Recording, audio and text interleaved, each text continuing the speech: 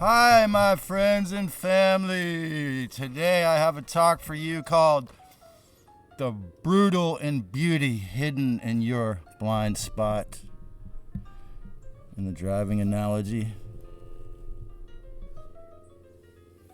And just in time for the Timeless Now video show, we have the brutality of the invaders that think they control it all, coming to check it out from the sky view. That's right. Circling back around. The further I go up this trail of awakening, the greater the brutality and the sheer benevolent and beautiful powers are revealed. Not up there, within. Where does Lockheed Martin derive its power from? Well, somebody had to pay for it. Somebody had to build it. But everything begins that humans create in their thoughts, right? Within the mind. So,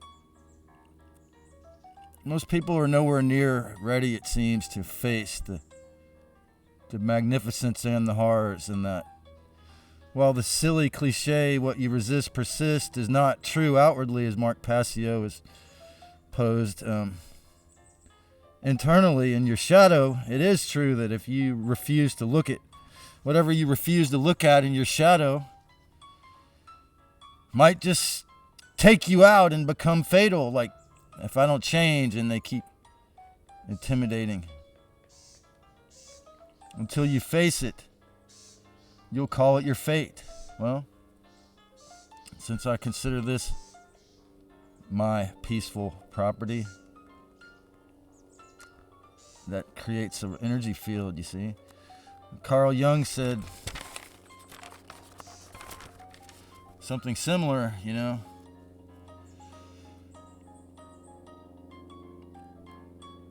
If you don't do your shadow work, what you can't face, you'll call it fate. And it'll be fatal, right?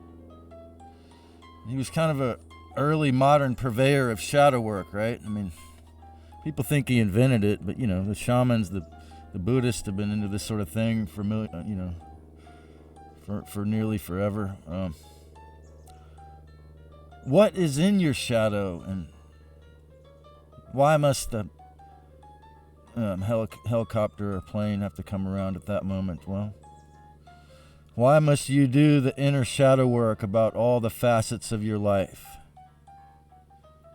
Why is it that when I took a vacay to check out Mississippi, that the war planes had to come within, several yards of my head when they were training the fighter jet pilots, shaking the ground, and of course releasing some heavy loosh as I was cussing them out. And so why must we do, me and you and everyone, if we're really serious about this process, do the inner shadow work about all facets of life? In this driving analogy, what can happen inside your perceptual blind spot if you don't face into your blind spot, if you don't, be really aware of what might be lurking there and try to keep an eye on it? Psychologically speaking, you will crash or have a collision with what you've hidden from yourself, right? And so that's why it's a perfect analogy for shadow or inner work. If you refuse to face it and yet listen to a channel such as this one, all the mind control, Stockholm Syndrome, bonds, fears, festering, unhealed past, complex traumas, miasmas, dogmas, lies, and capitalist inversions can or will be lodged in that mental blind spot, and just stay in there. I mean, if you just find this entertainment or whatever, you don't plan to try to do it. Most will never admit the vast amount of good and filth, evil, mind-controlled trash that is the reason why we have all these problems, and all these solutions. So these thought form things, these egregoric monsters, can and will stifle your ascent, block your awakening, dim your light, or try and put it out, destroy your connections, limit your true power, SB, keep the electronic boot on you by the forces of the lies, on the other hand, that you tell yourself. If you simply just obey any lies, it's going to hold you back in this, obviously. So conversely, you still fall into the realm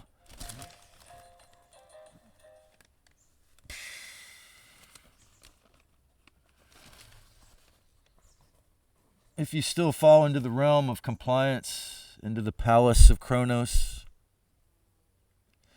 inversions like time is money, you must do it all yourself, or conversely, you got to be a totally codependent or be a normie and fight everyone else in a social Darwin contest, or remain perversely fully codependent. There can be no future if we're stuck in the past by believing and following the Archon liars embedded in our minds.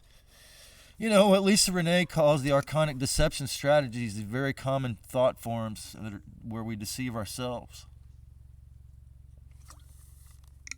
Steering our thought streams back to fear, filthy deception bullshit, or matrix atomization.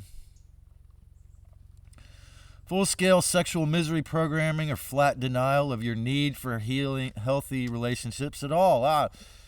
You say you're an antinatalist, or you say you're celibate, or you're taking time off for the rest of your life, to meditate and to heal, to figure out how to get out. Well, if you really think in a traumatized or unhealed state you're going to be able to do it, maybe some could. I doubt it, but when you notice torture and suffering is the purpose of alien love bite, situationships or relationships or things that you think are real, for whatever reason, if you still become deceived by a high-level narcissist, con artist, it's really obvious that the Archons would love it if you trash your self-confidence. They would love to just decimate and destroy your self-efficacy and your self-confidence, to render you a weakling psychically, emotionally. A narcissist is an emotional 2-year-old usually, or 3-year-old. So much that this is not all can be healed with pure, brutally clear, explicit honesty, self-cultivation, extremely sharp discernment, and a lot of true self-love or essential perspective. What do I mean by essential perspective? Take a look at the big picture, the bird's eye view. Take a look at the picture from a million miles out. What does your whole life sentence signify to you, to your essence? What does your essence signify? What was the purpose that you set for this particular incarnation? What did you plan to get out of this particular time event you call your life?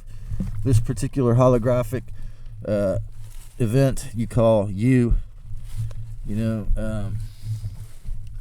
Because if you're not really clear, the more unclear you are, the more you could get loosed and drained. So,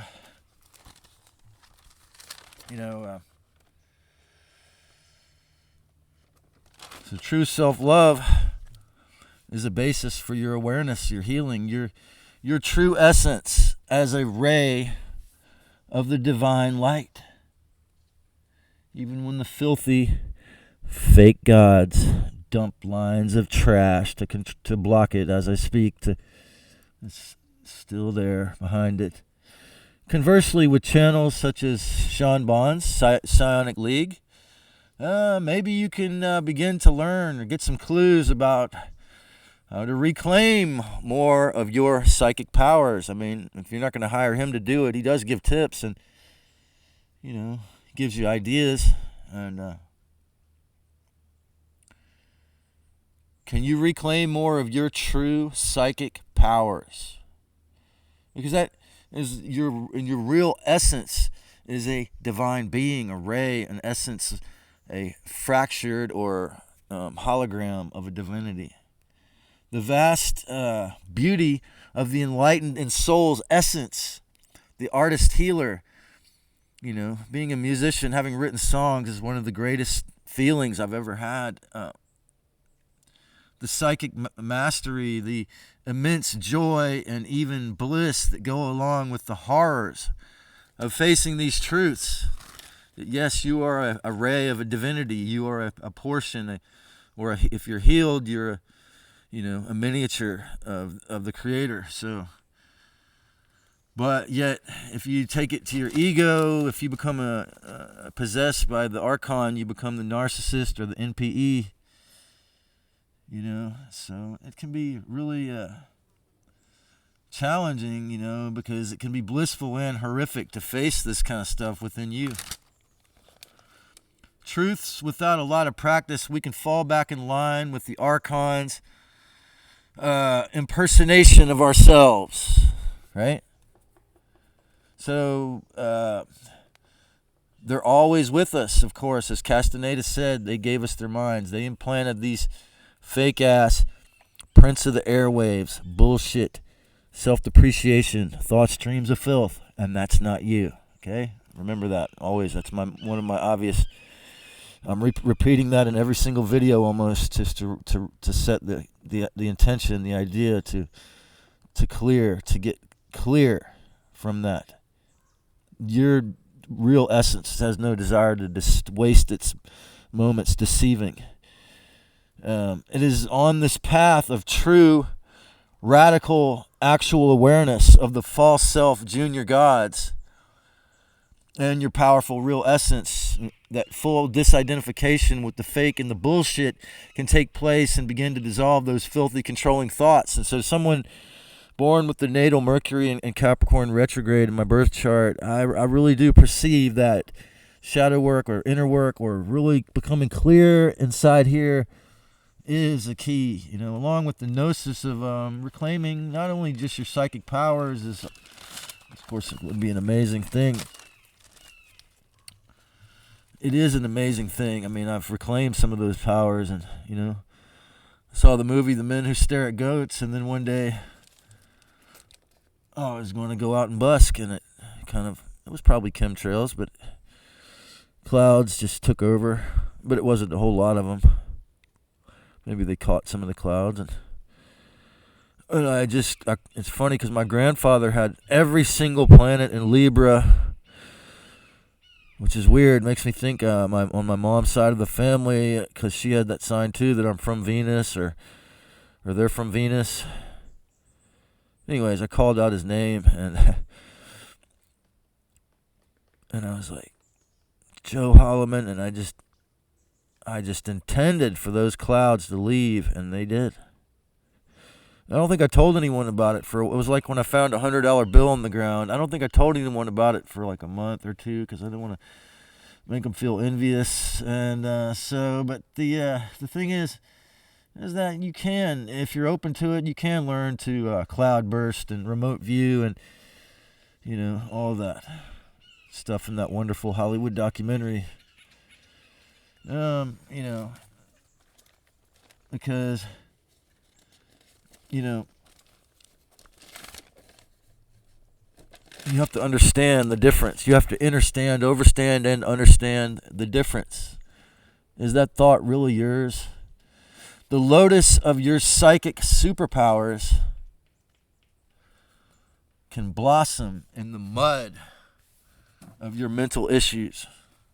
Right? like Malidoma Somé said about crazy people in the country he's from, Dagara, he said that when they flip out and act crazy,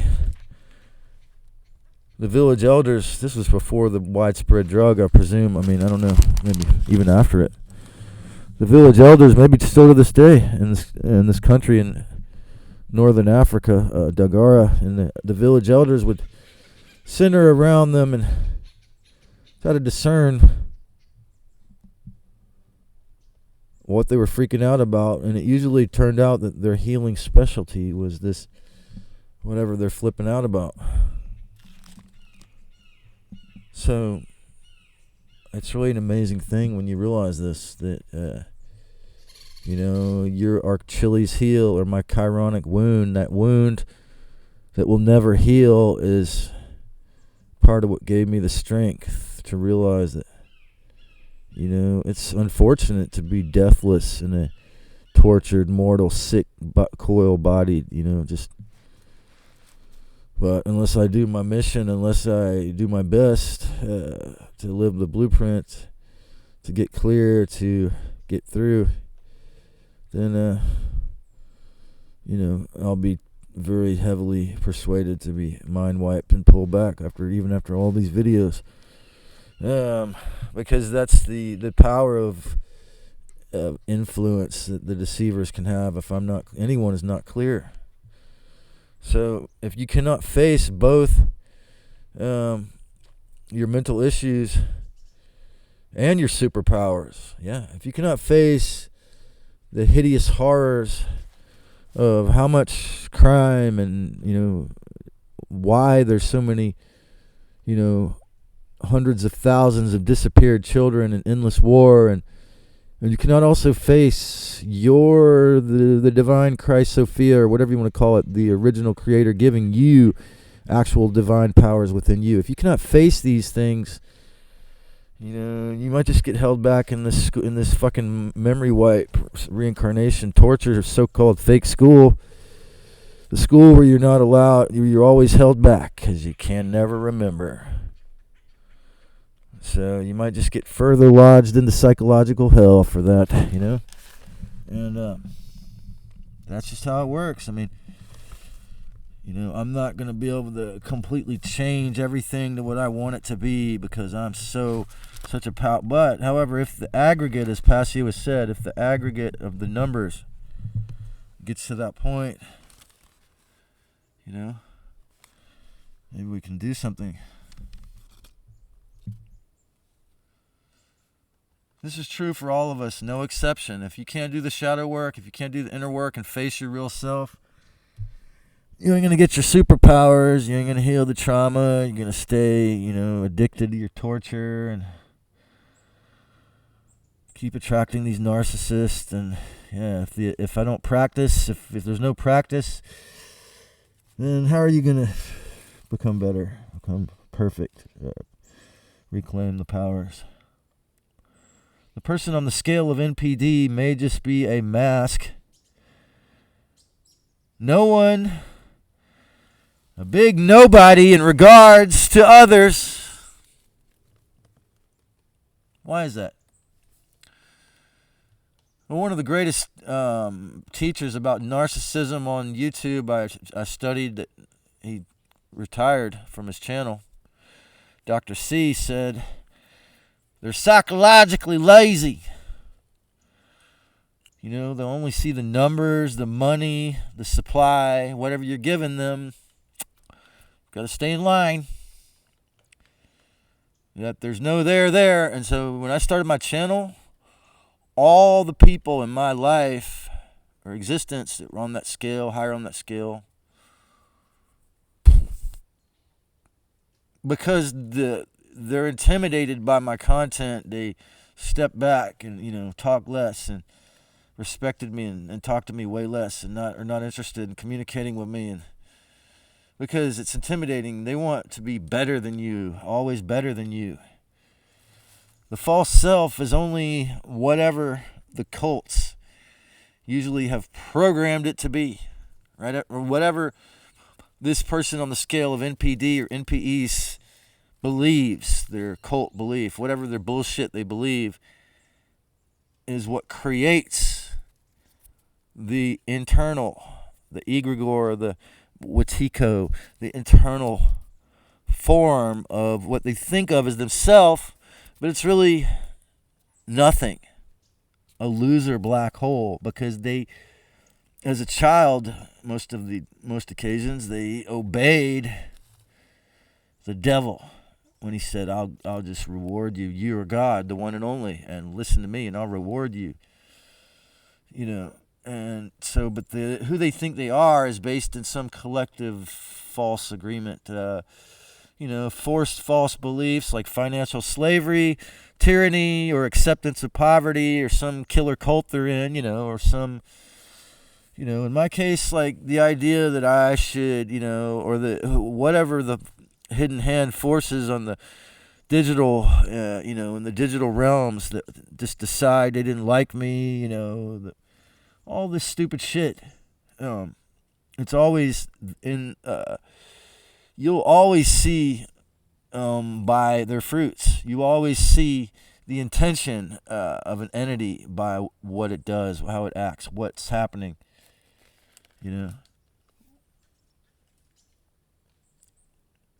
So if you don't accept the system, if you promote ideas of freedom, if you promote awareness, thinking outside of the box, self-respect, discernment, it's very often the case that, you're not going to get any numbers, because that's not what the beast wants to promote. So what do we have most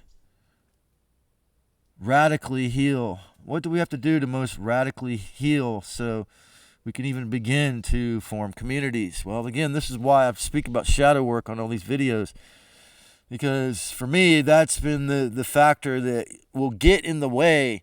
If you're not aware of it, if you don't know what NPD is, if you don't know what a possessed person is like, if you're not open to the truth about how haunted the second bardo of planet Earth actually is, and if you don't have remedies or shamanic remedies or ways to deal with it, ways to transmute it, transcend it, transpose or transform, all those good trans words. If you don't know how to deal with it, you get stuck. Every time you meet another person, you see, because I haven't been practicing with the fair, the more beautiful, gender. So now I'm having to work on the self-forgiveness once again. You see, so it really takes a lot of deep discernment, obviously, so we have to do our best to be fully real. Here and now, fully real here and now, as much as possible.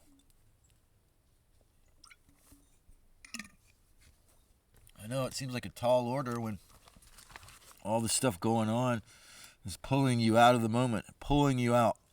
If you don't meditate, if you don't have a connection, if you don't have your bare feet on the earth like I do right now, it pulls you out, pulling you out.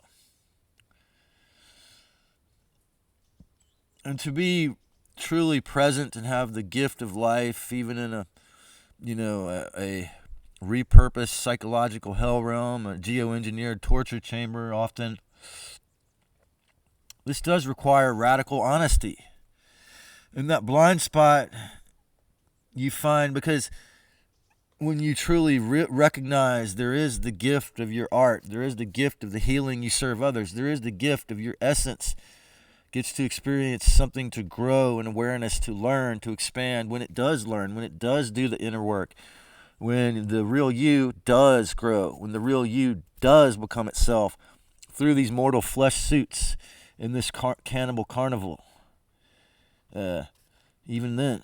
And in that blind spot, you often find both the septic, chronic, festering wound and the mental bomb, the jewel weed growing next to your conceptual poison ivy, hidden on YouTube, you find over 555 videos to serve your radical, honest healing and expansion. Why? Because I'm here for that. I made the mistake Rajneesh said to never make. I gave it away. Okay, well, I'm trying to balance my karma before I figure it out. No, and then at a point I realized that even that I don't believe in. I don't believe in anything. I be truth, and as much as I can in the truth, but not in lies. Lies aren't worth it. So I'm here to serve your radically honest healing and expansion. But often, it's all thwarted if you refuse to do that work and look at yourself in the proverbial mirror. Look at your actions. Look at your thoughts with brutal honesty and radical acceptance of the amazing creative beauty of Christ Sophia within. That gift that, it's going to get wrinkled and wither and fall down, and just like all these other mortal forms, but you get to be the creator for a moment. Anne-Marie Uber just made an Odyssey talk where she mentioned the etymology of beauty. How about that? Beauty is bow, or B-E-A-U is bow, right? So the word beauty spells bow tie. So in unawareness, or the inverted Venus, it's all about the physical flesh. Beauty is a 2 or 3-dimensional pretty face or body in a bow tie. A picture of something pleasurable. A picture of something pleasurable. That's beauty, bow tie. Since a framed, cropped, curated picture of something, photoshopped picture of something pleasurable. Since the days with mascara caked on so that it reminds you it's a mask. With fake eyelashes like Elvira to remind you that they're related to Elvira. Since the days of Blavatsky and Crowley, the New Cage movement has fully promoted all this fluffy spiritual bypassing, even though they're Luciferians secretly, or whatever, not so secretly. It's also always saying, let go and let God the Father, the guy who demands endless blood sacrifice, take it all over. Don't look at the evil while I gut your bank account in a fraud. Or the YouTube algorithm blows up these false fluffy rainbows, especially if they're cute and good looking or really compelling in a fake channeler. Let go and let God drain you with our willfully ignorant teachings. Our advanced spiritual bypassing techniques will train you to be so positive. You will attract all the money and abundance possible just because you don't look at anything bad, and then you're a ray of light. No. I'm here to say in this video, it's going to take both, folks. I was just on the lovely Inspired channel live chat, and I'm really thankful to have them as teachers and friends, because they walk the walk, and they're a married hierogamic couple. They've actually looked at the dark within, done some shadow work, or done the shadow work, and faced being a musical creator, building their farm there. I'm really, impressed and thankful, that they are living their dream. And this is, what Gandhi said, to be the living change you want to show in the world. And they figured out how to get around that, because the truth is going to expand. And even if it's only on these several channels that I post videos of on my post here and there. Evil does not exist. Just believe that evil does not exist. And it's, A Course in Miracles, like Abraham Hicks, A Course in Miracles, Bashar, or nearly all channelers. Just donate your money and forget the bad stuff. Yeah. Forgive them, Lord. They know not what they have done. Evil doesn't exist. It's all fake, but, it doesn't exist. No. You actually have to excavate it from your subconscious mind, or it's going to come back and bite you again. Trust me, I know, and I'm not done with it. I'm not saying I'm done with it. Takes a while for many of us. On the other hand, Keith, the rebellious meat puppet stoned ape, permanently banned me from his BitChute channel for listing the truly good and actually divine that still exists here after he, in hundreds of videos, articulates so many different layers of mind control and how we deceived ourselves and obeying the filth of the Decepticons and all that. But he couldn't handle it that I listed the ways the light shines through the filthy fucking chemtrails and and how this nature is healing and all the good stuff is not allowed to be listed there. Well, see, the truth is, folks, is that both sides, and this is why those of you who really follow me in this, who have subscribed in, like to listen to these videos, you're gonna have to be that kind of person, right? What do you think? I mean, I think it's a huge important facet of your awakening and healing here. So, to face both the light and the dark, the power of both.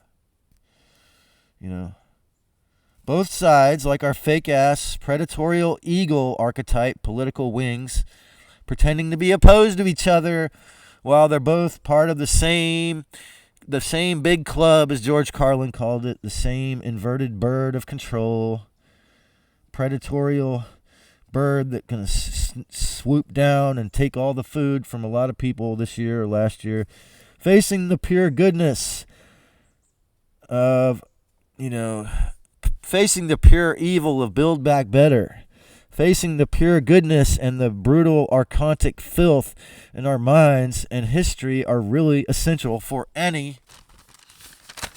good, the bad, and the ugly. Just really getting seriously honest about these things have got to be essential for any kind of future for us, okay? Individually and collectively here, okay? So even if just for your essence to escape, even if you just want to get out, even if you just want to fly out and never have to reincarnate in here again, you can't do it without doing the inner work. I'm pretty certain. It's pretty clear to me. Because that's going to, whatever you're afraid of is going to manifest and terrify you or entice you back, So even if you just want to escape the laundry cycle of memory wipes and forced reincarnation ad nauseum, you know what? You're still going to have to do the work.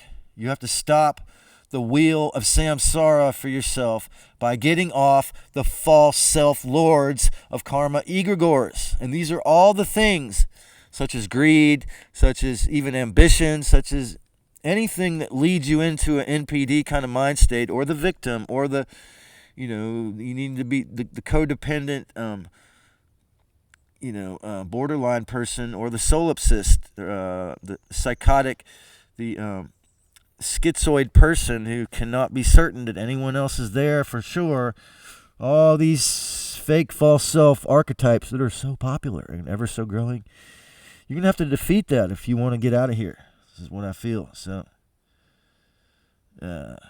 thought forms and orders, it may require the exact opposite of Operation 2020. In other words, as Kurt Vonnegut Jr. said in the preface to his book Slaughterhouse-5, if the powers of good can overcome the powers of evil, then good can win. Well, that's the thing. If good can be organized, and there's more than whatever 20%, however much it is, that are awakened, and we're talking about actually the human species can survive and maybe have, get into the dawn of the age of enlightenment intact.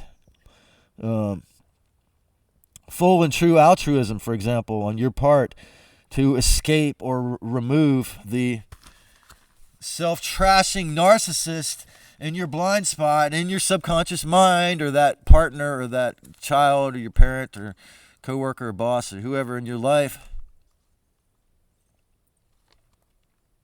We often need to grow the fuck up psychologically to be calm and emotionally mature.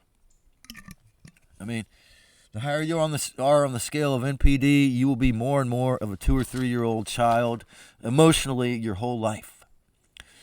That self-trashing narcissist or borderline or collapsed, whatever, that depressed person, that fearful person, whatever it is that, might be in your blind spot, and you keep, you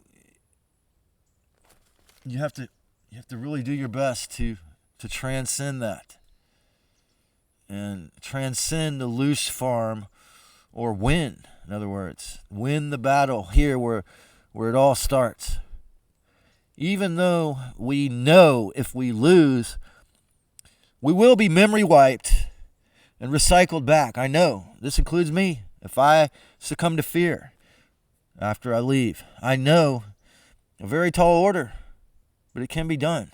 And there's people, not just Yeshua, probably, there's others that have done it.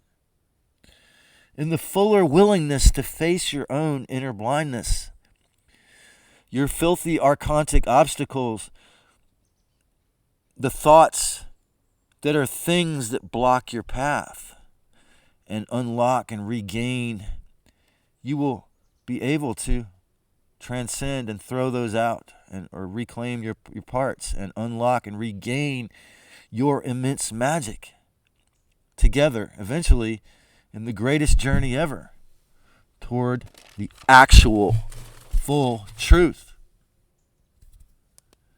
And of course, if you enjoyed this and you haven't already, subscribe, tell me what you thought, give me a thumbs up. Welcome, Ronnie, and thank you to all y'all who are really on this path of full awakening and trying to get really clear so that your essence becomes free and you're not in a planet of the torture and misery.